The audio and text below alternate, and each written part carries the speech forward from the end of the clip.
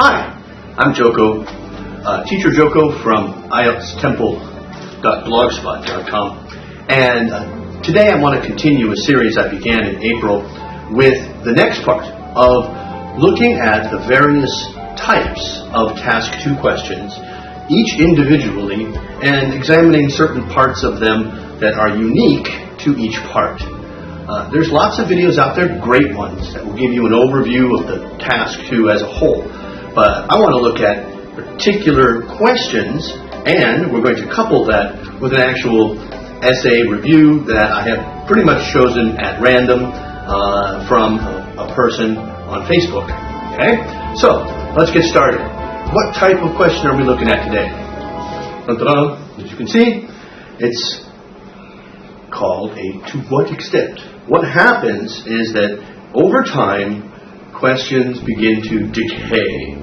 Nowadays, you'll see questions, and they'll have a little blurb, and at the end of it, it'll say, to what extent do you agree? Well, there's a hidden text there of, to what extent do you agree? And you know what the other part is, but this way of writing it makes it sound like you have to agree. And if you don't agree, well, then you're not answering the question. Well, that's of course not true, and there's more to it. Anyway, to what extent do you agree or disagree? Now, some of the older books, and still crops up from time to time, will add with this statement, or even sometimes with this practice. Shelley, she's got a great blog where she lists 100 questions. 20 of them are this type, and all of them say, to what extent do you agree or disagree? Of course, the first step, like any Task 2, is to analyze the question. However, the questions are rather predictable in their form. Most of them are going to be 2 sentences, and it's important that you identify what the role of each sentence is. The first sentence is the premise. It's a statement of fact, okay, that you're not supposed to question. This is the beginning part. And you need to analyze it, you need to reflect on it, because you have to understand the premise on which the question is based. But you're not supposed to disagree with the premise. Now, if it doesn't come in 2 sentences, it will at least come in 2 parts. We'll see that later with a question being given to in our response tonight.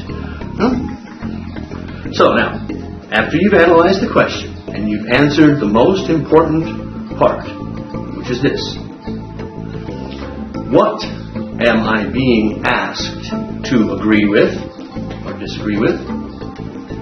What part of this question is the statement on which I base my opinion? Okay, let's take a look at some actual questions and put these ideas into context. In some countries, an increasing number of people are suffering from health problems as a result of eating too much fast food. It is therefore necessary for governments to impose a higher tax on this kind of food. To what extent do you agree or disagree? Okay, so as you can see, we have 2 sentences. The first sentence sets the premise. People are eating too much fast food and suffering health problems because of it.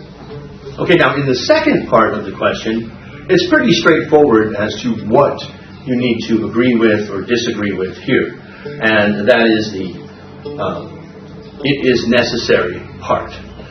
After you think that you've understood what you are being asked to agree or disagree with, test yourself by rearranging the thesis into a different form so that you can get a better understanding of it in your own words. Now, you do this in your head. You're not writing it down. So I don't mean paraphrase, but if you're going to take this statement, take the end and put it at the beginning, take the beginning and put it at the end, like this. Higher taxes would decrease health problems in people because the higher prices on fast food would lead to people eating less of it. Let's look at another question. Now, every year, several languages die out. Premise. Some people think that this is not important because life will be easier if there are fewer languages in the world. Here it gets a little more complicated. What part of the second sentence are you being asked to agree or disagree with? Is it that languages dying out isn't important? Or is it that life will be easier if there are fewer languages? Which idea is it? Or is it both?